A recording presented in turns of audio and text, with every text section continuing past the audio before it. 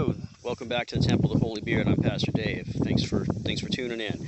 Um, what you see here, I'm just doing this quick video to show you something that I found. I'm at a local homestead farm, not far from my house, and I just wanted to show you a little something. What you see here may look like a bad thing. If you can see closely, zoom in a little bit. It's obvious this field burned. There was a fire that came through here and destroyed this field. But there's a story behind it. It's not a bad thing. It's not as bad as you may think it is. The reason that they did this on purpose. This was planned out, and you can see that there are clear lines where it stayed within the boundary. It was well controlled, and they said the reason for this is, there are multiple reasons for it, and something that used to be done much more often in the past to control invasive plants and weeds and whatnot. And that's exactly what happened here. Is this farmer was seeing problems in this field with weeds growing up. The weeds were growing up really thick, really bad. It was infringing on the crops that he was growing. So, instead of doing two crops like a lot of farmers will, this gentleman chose to just grow one crop. He let it grow, he got what he could, he harvested it, and the weeds were really bad. So what he did was what a lot of people would do is he came in and he sprayed some poison to kill them all off. He's not a completely organic farm, but he tries to be. Tries to avoid the pesticides and fertilizers as much as possible, but in this case, the weeds were just really bad. They were too bad, and so what the next step was to just burn them. It's an old method that used to happen very very fast, very often, and by burning it, it creates something called potash, which comes from the ash of the plants that gets burned in, and has to be really dry. These weeds that were growing in here were really dry. They were dead, and they were just sucking the nutrients out of the soil.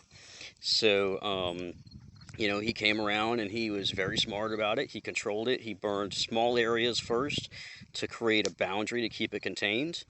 He paid attention to which direction the wind was coming from, and he helped the wind to control it in his favor.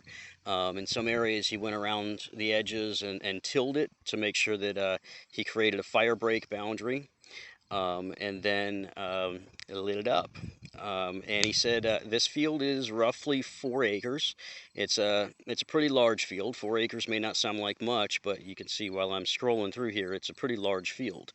And he had a light breeze that day, and he said spent a few minutes doing the edges, controlling it, and then had his tractor out ready to go in case he needed to keep it contained a little bit more. But lit it on fire, and it slowly worked its way across. The wind helped to blow it in the direction that he wanted it to go, and it just went from one end and very slowly worked its way to the other end.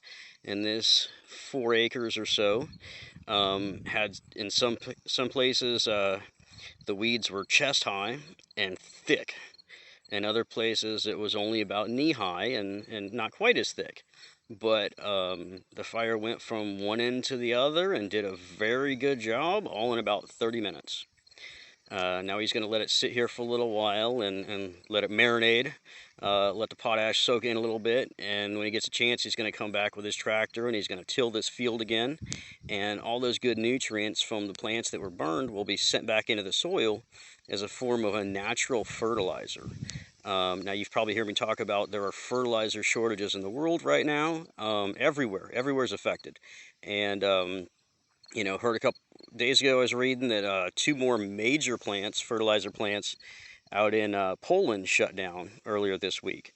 And so it's just getting worse and worse. And so anything that we can do to help fertilize the plants and fertilize the crops, and control the weeds and whatever else that it is that we need to do without relying on these chemicals that are becoming shorter supply, anything that we can do is great. It's best. Natural methods, traditional methods, they're all great. Now, if you have a large field and you're wanting to burn your field, you know, be smart about it. If you don't know what you're doing, call someone who does. It's good to call your local fire department. Some areas have burn bans that you're not allowed to burn during certain times of the year, that they consider it to be too dry and unsafe to burn anything, especially a field. You know, you might even call them out and ask them if they want to come out and use this opportunity for training, and they will help to control it for you. Keep it contained. They'll burn what you want to be burned without burning down everything. So there's that, and a little bit about why some people might burn the field. You know, you hear about the wildfires in certain areas of the country getting out of control, and you know, that's a bad thing. That's a bad situation. But natives have been burning the brush and the weeds controllably for thousands of years, and when done correctly, it is very safe and very effective method for controlling the unwanted and unhealthy species, and for rejuvenating the soil, and you know, helping out the species that need the help. You know, and when done correctly, when controlled like this, any wild animals have plenty of time to get out of the way.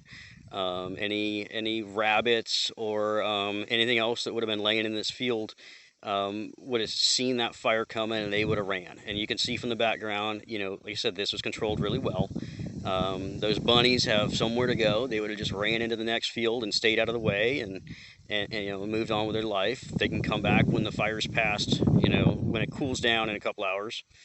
This was done really well for a really good reason, and I wanted to show it to you. So I hope you've enjoyed this video. Hope you learned something, and feel free to share it with your friends, families, and followers. If this is your first time tuning in, make sure you hit that subscribe button, and if you've enjoyed this video, hit the like and show your support. All right, again, I'm Pastor Dave from Temple of the Holy Beard, and thanks for watching.